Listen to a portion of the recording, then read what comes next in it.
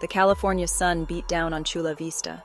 I watched a white sedan speed away from the scene of an accident. A man lay injured on the sidewalk. I didn't hesitate. I rushed to help, my heart pounding as I dialed 911. Gathering herself, Tanya provided a detailed description of the hit-and-run car and driver to the dispatcher. Little did she know this act of courage would unravel into a nightmare. Days later, the police contacted Tanya. They'd located the suspect thanks to her description. Relief washed over her. She'd done the right thing. Justice, it seemed, would be served. I agreed to meet the officers at the police station to give a formal statement. Confident that my actions would be lauded, I walked into the Chula Vista Police Department, my head held high. Yet the moment she identified the suspect, the atmosphere in the room shifted. The officers exchanged uneasy glances. Their initial warmth toward Tanya evaporated, replaced by a chilling formality. The suspect, a middle-aged white man, sat smugly across from her, a sneer playing on his lips. He whispered something to his attorney, and Tanya felt a tremor of unease. This was just the beginning of her ordeal.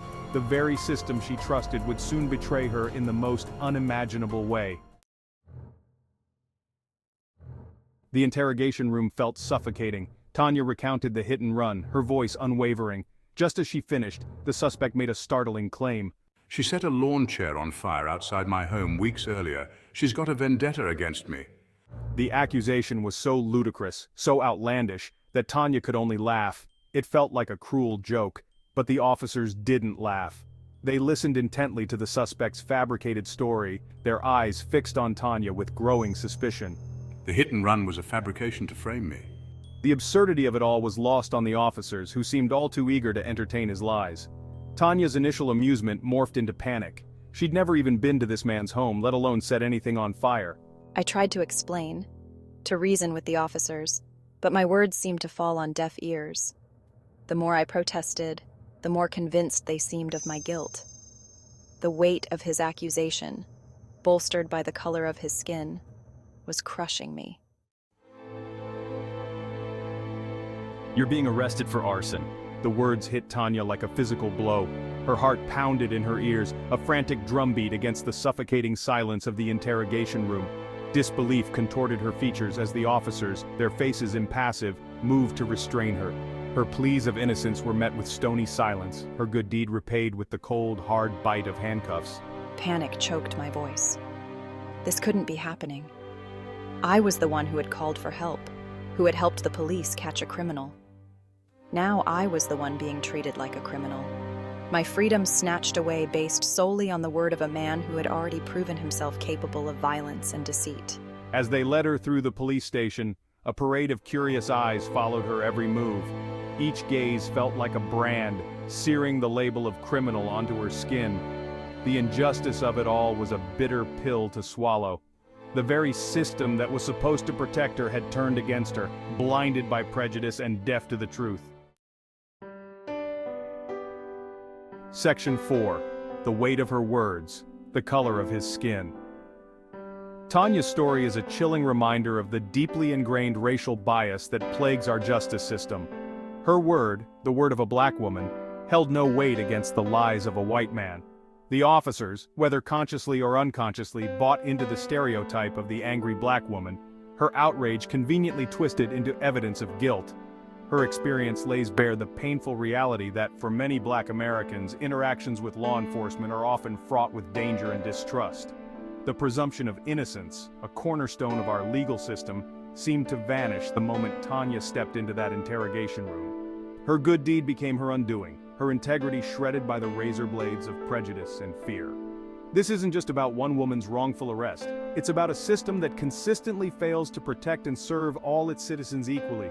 It's about the countless black and brown individuals who find themselves trapped in a justice system rigged against them, their voices silenced, their stories disbelieved. Section 5. A broken system exposed. The Chula Vista Police Department, in their eagerness to believe the white suspect, became complicit in perpetuating a dangerous narrative. They failed to conduct a thorough investigation, failing to consider the blatant inconsistencies in the suspect's story. There was no evidence to support his claims, no witnesses to corroborate his fabricated account. Yet, Tanya's word, backed by her initial 911 call and her consistent account, was deemed insufficient. This case exposes the insidious nature of systemic racism within law enforcement. It highlights the implicit biases that lead to the over-policing of black and brown communities, while simultaneously affording white individuals the benefit of the doubt. This disparity in treatment is not a matter of isolated incidents. It's a pervasive pattern woven into the very fabric of our justice system. The Chula Vista Police Department's handling of Tanya's case demands accountability. It necessitates a thorough and independent investigation into the officer's conduct and a deep dive into the department's practices and training procedures. Without transparency and a commitment to reform, such injustices will continue to plague our communities, eroding public trust and perpetuating a cycle of pain and distrust. Section 6, a call for justice, a plea for change. Tanya's story is a call to action. We cannot remain silent in the face of such blatant injustice. We must demand better from our law enforcement agencies, pushing for systemic reforms that address the root causes of racial bias.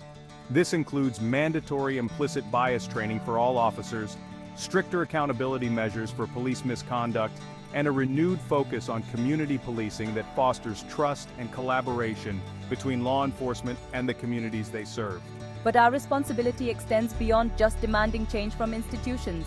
We must also engage in difficult conversations about race and prejudice within our own communities. We must challenge our own biases, educate ourselves about the realities of systemic racism, and actively work to dismantle the structures that perpetuate inequality. Tanya's ordeal is not just her fight, it's a fight for justice and equality for all. We must amplify her voice, demand accountability, and work tirelessly to create a world where good deeds are met with gratitude, not handcuffs, and where the scales of justice are balanced for all, regardless of the color of their skin.